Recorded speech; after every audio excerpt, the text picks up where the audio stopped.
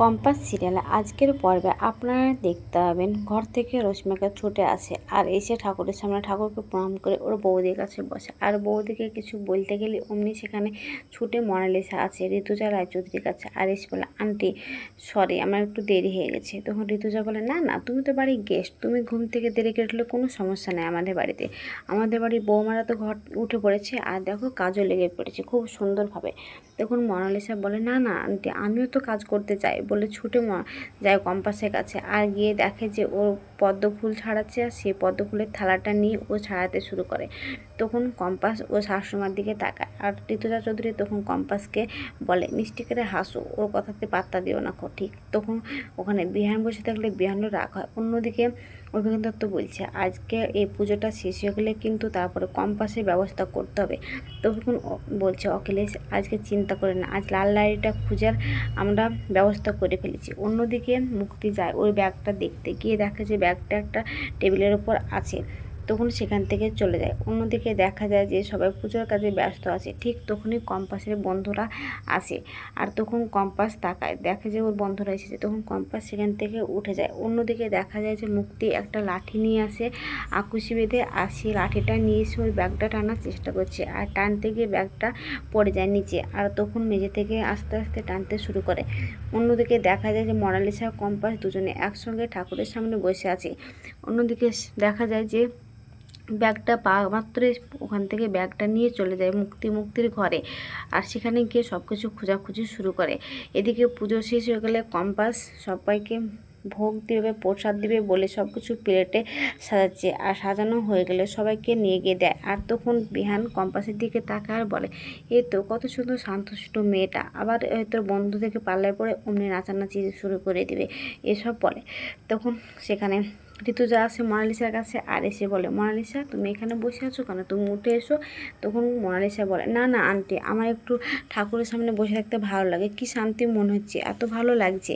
তখন ঋতুজা বলে, ঠিক আছে তাহলে বসে থাকো বলে চলে যায়। ঠিক তখন সেখানে মাহি আসে আর এসে মোনালিসার পাশে বসে। তখন বলে, কি গো সত্যি সত্যি তুমি ভক্তিবতী হয়ে গেলে নাকি? তখন মোনালিসা বলে, আরে না না দুধ ছাই, আমি কেন ভক্তিবতী হব, আমার 1 পয়েন্ট কাটা গিয়েছে না কম্পাসের কাছ থেকে, তাই 1 পয়েন্ট বাড়ানোর জন্য এই কাজটা করছি এসব বলে। অন্যদিকে ঋতুজা ছোটো যা বলে যে কি মুক্তি কোথায়, পুজোর সময় তো দেখতে পেলাম না, এখনও নেই, কেউ কোথায় গিয়েছে? তখন ঋতুজা বলে হয়তো রান্নার দিকে নেই। তো অন্যদিকে দেখা যায় যে মুক্তি ডায়েরিটা খুঁজে না পাওয়ায় ব্যাগটা বাড়ির বাইরে ফেলে দেয় আর সেখানে একটা ভিক্ষুক বসে থাকলে সে ব্যাগটা খুলে দেখতে থাকে। তখন এদিকে মুক্তি চলে আসে আর এসে ঋতুজাকে বলে, কী হলো আমাকে ডাকছিলি? তখন ঋতুজা বলে, হ্যাঁ কোথায় গিয়েছিলি, প্রসাদ খাবি না? তখন মুক্তি বলে, নিশ্চয় তুই খাসনি আমার জন্য, তো হ্যাঁ নে খেয়ে নে বলে খায়। তখন ও মাথায় হাত দিলে দেখতে পায় কম্পাস যে ওর হাতের সে আংটিটাতে ওই পাথরটা নেই। তখন কম্পাস মনে মনে বলে, এবার আমি 100% শিওর হয়ে গেলাম মুক্তিমাসি যে তুমি ওই ল্যাবে গিয়েছিলে সেদিন, আর এটাও প্রমাণ হয়ে গেল যে তুমি অখিলেশ চৌধুরীর সঙ্গে তোমারও হাত মিলেছ, তুমিও জানো আমার বাবা কোথায় আছে। তখন কম্পাসকে বলে, একটু এই প্রসাদগুলো সবাইকে দিয়ে দাও না। তখন কম্পাস প্রসাদগুলো নিয়ে ওর বন্ধুদেরকে দিতে যায় আর বন্ধুদেরকে প্রসাদগুলো খাওয়ানোর পরে ওর বন্ধু বলে, আমরা কিন্তু প্রসাদ খেয়ে বেরিয়ে যাব। তখন কম্পাস বলে, কেন বেরোবি? তো না একটু বেরোতে হবে, কাল কলেজে দেখা হবে, কলেজে আসছিস তো? তখন বলে, হ্যাঁ কলেজে যাচ্ছি, এখন 2 দিন পুজো থাকবে, কিন্তু তবুও একটা ফাঁক দেখে চলে যাব।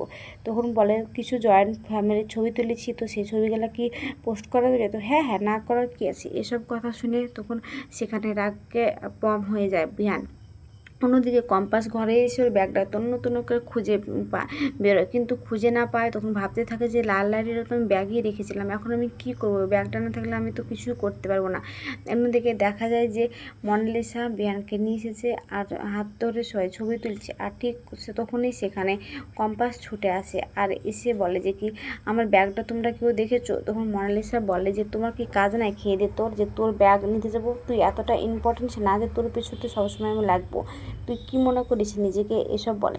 তখন কম্পাস মাহির কাছে আর আসে। তখন মাহিকে বলে, মাহি হাত জোর করছি, তোমরা যদি ব্যাগটা দেখে থাকো তাহলে আমাকে দিয়ে দাও না, আমার ব্যাগটা খুব ইম্পর্টেন্ট দরকার। তখন মোনালিসা বিহানকে বলে, দেখলে আমরা একটু ভালো মুডে আছি, একটু দুটো ছবি তুলছি, অসহ্য হলো না, ও অমনি শুরু করে দিল। তখন কম্পাস বলে, তোমরা কি করছো না করছো তাতে আমার কোনো যায় আসে না, আমার ব্যাগটা খুব জরুরি, আমার ব্যাগটা তোমরা দেখে থাকলে দিয়ে দাও না। তখন মুক্তি আসে আর বলে, মেয়ে, আমাদের ছেলে মেয়েদেরকে তুমি এসবে দোষারোপ দিচ্ছ কেন, তোমার ব্যাগ চুরি করেছি এসব কেন বলছো, এসব বলে। তো দেখা যাবে যে আজকের পর্বটা শেষ হয়ে গেল। তো আগামী পর্বে দেখা যাবে যে কম্পাস ব্যাগটা খুঁজে না পাওয়া গেলে অখিলেশকে বলে যে কি ওই লাল ডায়েরিটা আপনার খুব দরকার না, আর ওই ডায়েরিটা নিয়ে নিচ্ছি বলে আপনি আমার ব্যাগটাকে ছুঁড়ে কোথায় ফেলে দিয়েছেন, খুঁজে পাননি তাই।